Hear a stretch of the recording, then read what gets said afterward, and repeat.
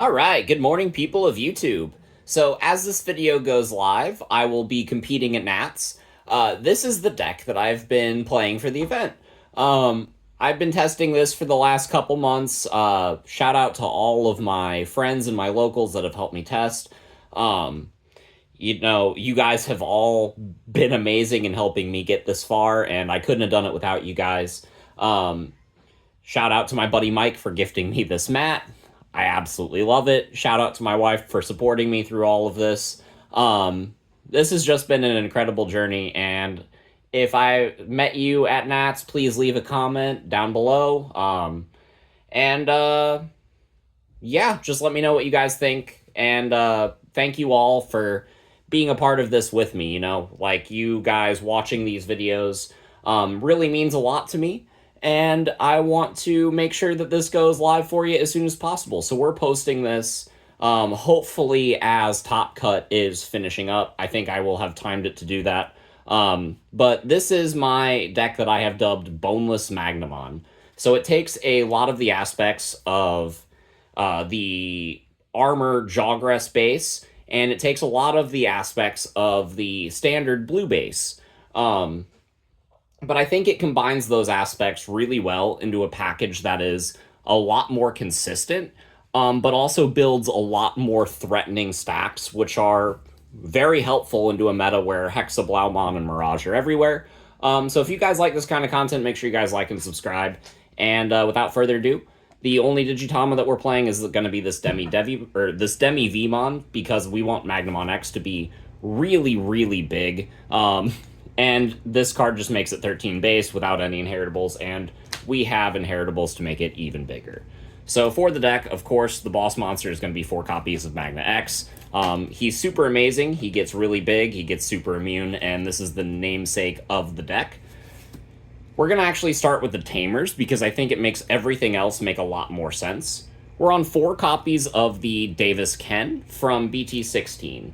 This card makes our 2-color evolutions gain us a memory if we tap it, and that's super nice. Also, if we DNA, we can strip sources. We do have access to DNAs in this deck, which makes this card super competitive into the blue matchup, or even into purple hybrids and stuff, because you get to strip the Duskmon so that the Velgarmon has less value. Things like that. This card is just super niche. Gaining extra memory is very nice, and I like that a lot more than the promo Davis now, especially since this deck has access to the DNA, and especially since you want to recycle your rookies, right? If you drop a Searcher Vmon off of this card, and then you can bounce it back to your hand and use that again, that's really fantastic. Not only that, but you get to constantly set up the Vmon right before you need to use it. So it's more optimal than the promo Davis, which is why I switched to this card and why I included a small DNA package. So this card is super clutch. Really, really love it in my testing. And then I'm on 3 copies of the BT3 Davis. This card, being a memory setter and a searcher, is super key, especially since we are also on 3 copies of Blue Scramble. So before the LM set, this deck had a sort of hard time into the Galaxy Mirage loop, because if they set up a Mirage, you kind of had to play something and get a search off in order to set up your combo, and then they would just kind of steal turn. But because of the start of turn interaction between Blue Scramble and Davis, you can actually pop the Scramble, play the Vmon, get your search, let the Mirage gain the memory, and then the Davis will set you to 3. And you can set the interaction up that way, and that is super clutch. And before this card came out, we didn't really have a definitive answer into that. Not only that, but this card acts as a 5th, 6th, and 7th copy of the Davis Ken. It makes our Magnamon evolution really cheap. It makes the Magnamon X evolution really cheap. This card is just really fantastic. It lets us recycle Magnamon X, so that we don't have to worry about burning through copies that are in security. And that's super fun. I really like this card. And the last option or Tamer in the deck is going to be the single copy of HPD, because suspending your level 5 to go into Magnamon X for the Magnamon X's Wind Digivolving effect to unsuspend himself is super clutch. This card is ultra fantastic, and Bandai, please ban it. But yeah, we will go into the rookies now. So for the rookies, we got the 4 copies of the BT16 Vmon. The inheritable power gain is really fantastic. The ability to gain memory is really fantastic. There's a lot of times that you can set your opponent up where a single Paladin mode ace will end the game for you, especially if you can give it immunity off of a single swing. And you can, like, double Davis Ken to play 2 of these with the start of memory setting to 3 off the BT3 Davis. You can then evolve into the Paladin mode and gain the memory back, tap the Davis Kens, gain the memory back from those, and you can just make really insane burst plays because this card is giving you extra memory. And again, not only that, but the extra DP is super clutch against like Mother Shoto and things of that nature. We are on 4 copies of this promo Vmon because evolving for cheap is nice. The inheritable effect to draw cards is nice. And it's just kind of the second best Vmon we can play. We are on 5 copies of Searcher Vmons. I'm on 4 copies of the BT12 Vmon because it's got that sweet inheritable DNA for the end of turn. And it grabs a Tamer named Davis, which is super great. But I wanted one more Vmon that could get me a search because I like the Vmons in the deck because they can evolve into Magnamon.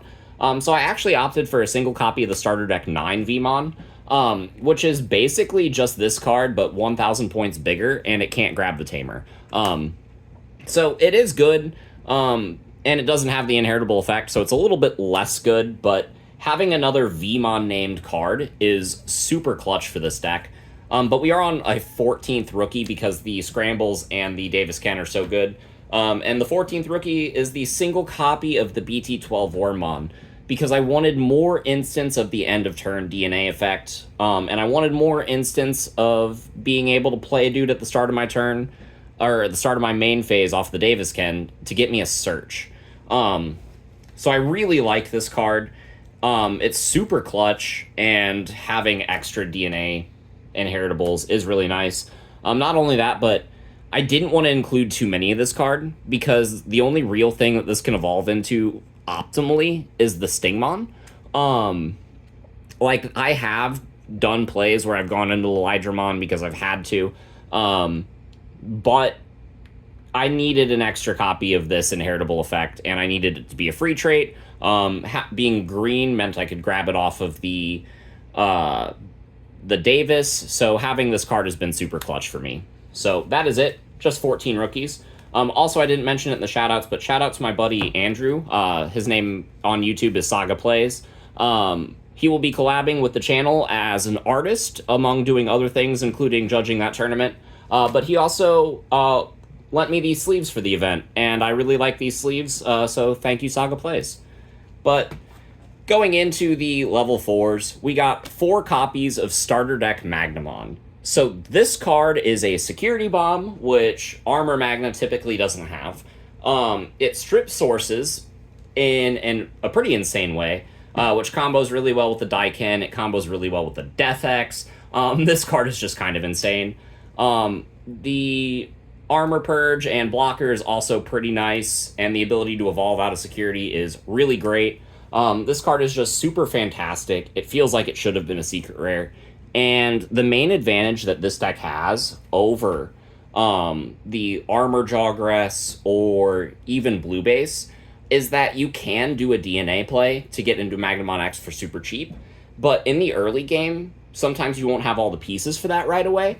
So in situations like that, you can take one of the 6 Magnamons in the deck and evolve them into Magna X and be completely set up from the early game. And then whenever they beat that Magna stack, you will have had the time to get the pieces to make the second Magna stack even stronger than the last.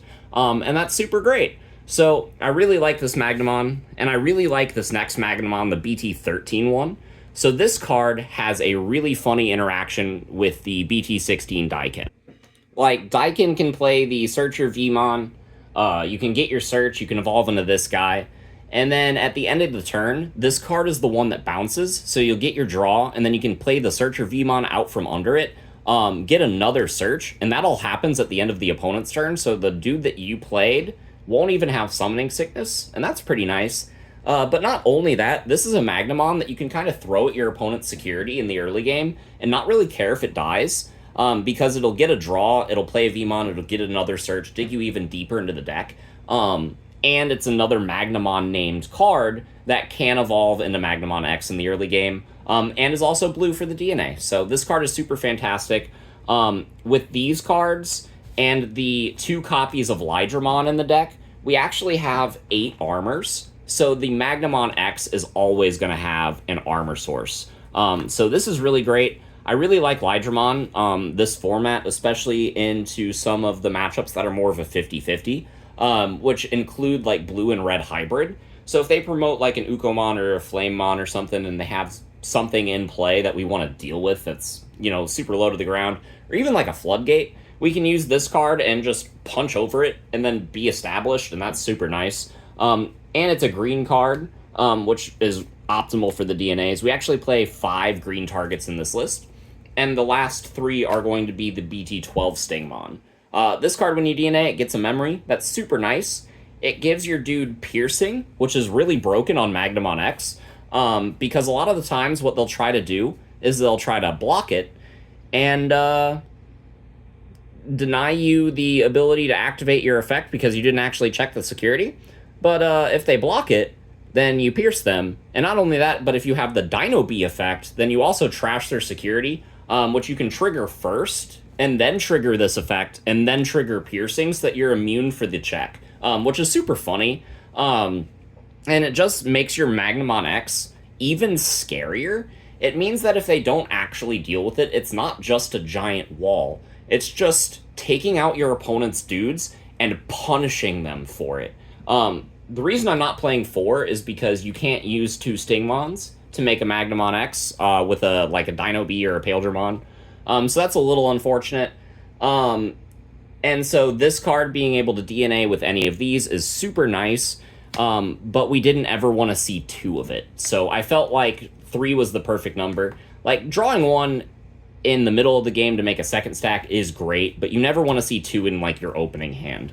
Whereas if you see 2 of, like, any of these cards in your opening hand, that's kind of, like, fine, because these cards just feel a little bit better. But yeah, 11 level 4s feels pretty good for a deck like this, especially since we can warp from 4 to 6, and we can also dig super deep with our rookies.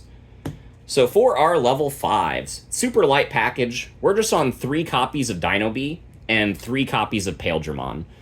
So if you're a budget player and you're building this, you will kind of rejoice that you don't necessarily need 4 Paildramon in a deck like this, because this card isn't ever going to have jamming because you're not playing the good XVmon, which means it's not safe to get the double swing, which means this card's main utility for being in the deck is as a Floodgate, and also so that way whenever you go into Magnamon X, if you have a turn that doesn't have immunity and they actually deal with the Magna X, then you have Partition. So you can get your 2 dudes back out, make another Dino Bee or another Paildramon, and then go into a Magna X right again.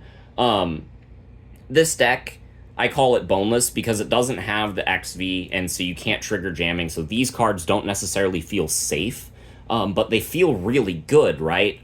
Being able to stun your opponent's board and having Partition is just super fantastic. But you never really want to swing with these cards, especially if they have Piercing. And so that's fine, but this card can give you plus 3,000, this Dino Bee right here, and then you can do like HPD or a Scramble and go into the Magna X, and then you'll have the plus 3,000 from this, the plus 3,000 from this, the plus 1,000 from your egg, the plus 2,000 from the BT16 Vmon, and all of a sudden you're just super enormous, and you suspended something with this, so you can swing over it, trash their security, pierce something, and that's super great. So it felt like an even 3-3 split on these cards was correct, and I didn't want to play more than 6 of this slot, because DNAing isn't the main gimmick of this deck, so it didn't want to devote a lot of space to the level 5s, and they're super searchable off Davis because they're both blue and green. So this is the level 5 slot for the deck, and we just got a couple more cards, and they're the level 7s. We got the 2 copies of the Paladin Mode Ace because this card cleans up purple super easy. Decks that want to go super wide, you can stun them with Pale. and then use all of your effects to gain memory and reduce Evo, and then go into the Paladin mode ace on the following turn. Use this card to bottom deck cards that could turn into potential aces, and swing out for game. This card is super fantastic. Not only that, but like it prevents you from decking out, but it also can prevent your opponent from using their trash at all. So this card is just a super big utility piece, and it feels really mandatory for the deck, especially since it's a free attribute Digimon. And a lot of your effects just combo really well with it. And then we're on 2 copies of Death X. And the only reason for this card's inclusion is actually because 3 Great Angels is your hardest matchup. And the ability to de-digivolve the Domini and then deal with their board is like clutch. Not only that, but this is a black card that can evolve on top of Magnamon X. So there have been instances where I've just evolved into this card and been immune for a turn. And then there was a Death X that was going to delete whatever they had left over on their board, like that's the lowest level. So they had to play around that. While I'm setting up a potential Davis Ken play with my breeding area with everything that I have going on in this deck to make another DNA on the following turn. So Death X was really great. If you drop 1 against 3 Great Angels, you can oftentimes break their board and make that game play out super long and potentially go into time, which is really funny.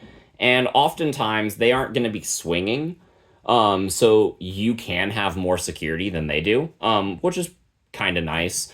I really like this card. I think it's really great into like 3 specific matchups, and everything else it's kind of bad into. But every deck that this card is kind of bad into, Magnamon X just kind of deals with. So there's a nice synergy there. But yeah, that's the 50 cards that I'm playing. If you guys see me at Nats, feel free to say hi. If you guys already saw me at Nats, leave a comment down below. But again, it was super exciting to meet all of you, play games with all of you at this event, and I hope to see you guys at many more. But that's all I have to say, and we will see you all in the next video. Bye, everyone.